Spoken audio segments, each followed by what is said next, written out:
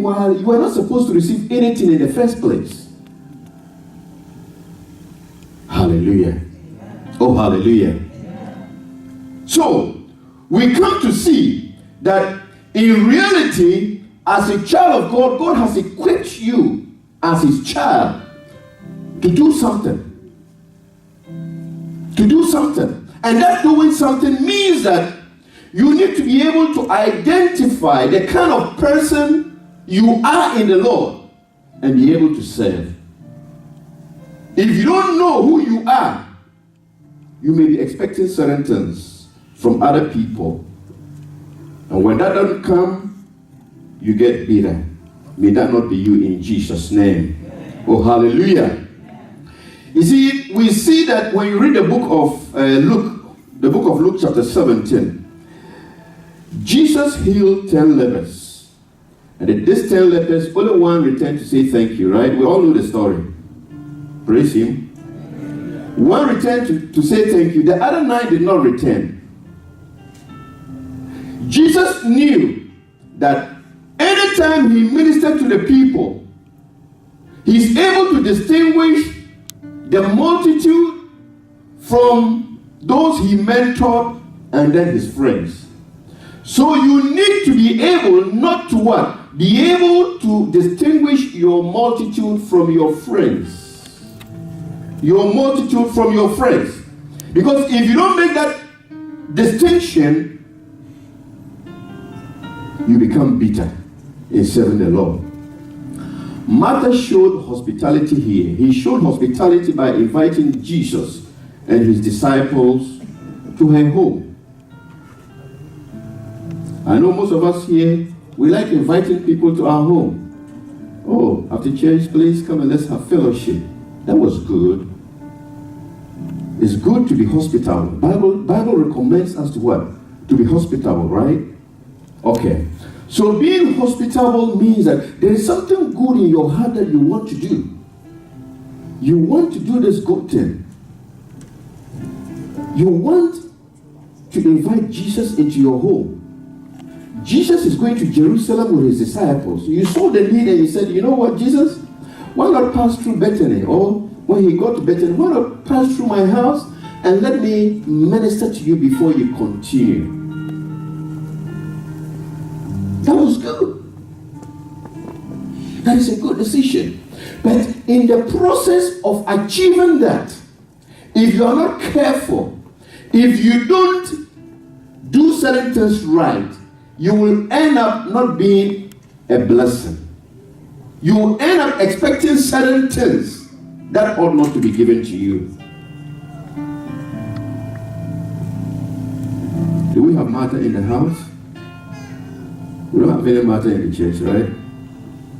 I think we need to get Marthas. Hallelujah. We need to get Marthas. I like this woman. I like this woman called Martha. You have 2 expectations. And those expectations, number one is your unmet expectation.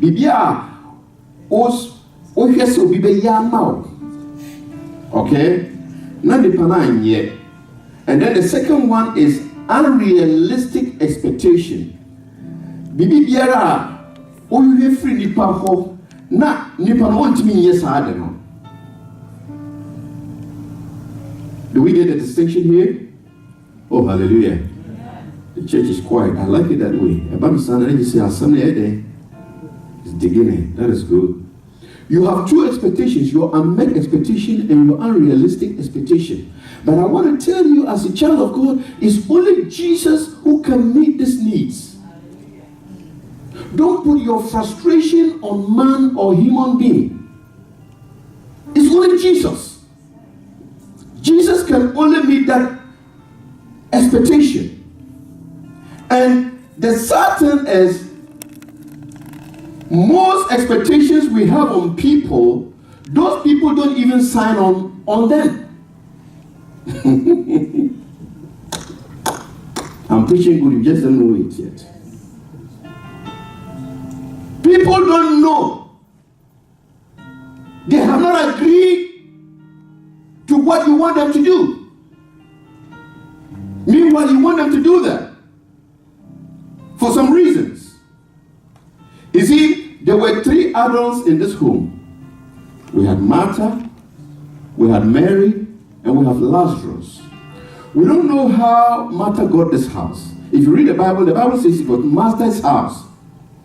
And in that community, for a woman to have a house, could be maybe the husband died and left her the home, or their parents died and she took over, or she was resourceful and was able to build herself a home.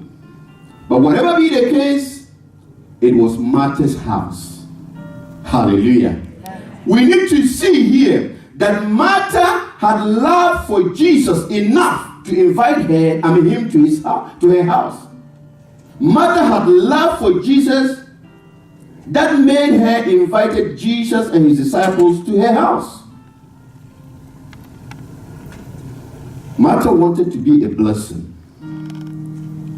And being that blessing, when you read the verse 40, the Bible says that along the line she got distracted. You see, when we talk of distraction here, the distraction rather, it isn't that maybe in the kitchen she was doing something and then something fell down and then she got this. No. It meant that she began to accept a thought. And she began to nurse this dream to a point whereby what was expected to be a blessing turned out to be something else. So as a child of God, if you want to glorify God, be careful about your internal dialogue, internal deliberations. You want to do something good, and then a thought comes in. Negative thought. You harbor it, you begin to what? Nurse it. It gets to a point that that good thing that is in your heart for you to do now gets relegated. Hallelujah. Hallelujah. So as children of God, we must learn, we must live our lives that any good thing that is in us to come out with, we will make sure we follow it till the end. Amen. Let's put our hands together for the Lord. You see, it started, the Bible said that Martha was in the kitchen. So what I'm trying to say here is that Martha was very busy in the kitchen, trying to prepare food for Jesus and his disciples. And the fellowship area was detached from the kitchen. And maybe once he was in the kitchen doing these things, as that thought came in, so I'm alone here doing all this thing for all these grown-ups in the kitchen, they're sitting out there. How can I do it by myself? That's how it started. And maybe once in a while, you'll see laughter coming from the conference area. Jesus will even crack a joke, and then the people will be laughing. So Martha was so anxious.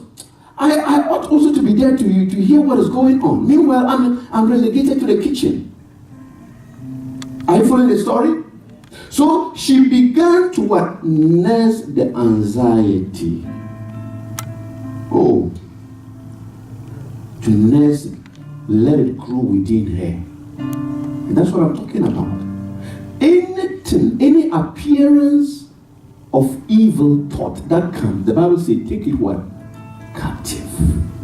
And bring it subject to the word of the Lord. Because she decided to do a good thing and now it's turning out to be something else. Martha at this time now has the wrong things going in her. Thinking about wrong things. Thinking about wrong things. And I believe this was not the first time Jesus came to this home. Because Jesus was friends to them. Might have been there before. But this time something happened. I don't know how the arrangement was made, but Mary somehow was not part in the fixing of the meal. I don't know whether Martha discussed it with Mary, or Martha just decided to do it. and expected Mary to come in. That's what happens. If you have unmet or unrealistic expectation of someone, there is a way you have to go about it. Hallelujah. Oh, hallelujah. She expected Mary to what? To come and help her. Meanwhile, you have not told Mary. Meanwhile, you don't know the agenda of Mary. But yet still, you want her to help you. Bible says Mary was sitting in the conference area with Jesus, listening to Jesus, enjoying the fellowship. And you know what Martha could have done? Martha could have entered into the conference area or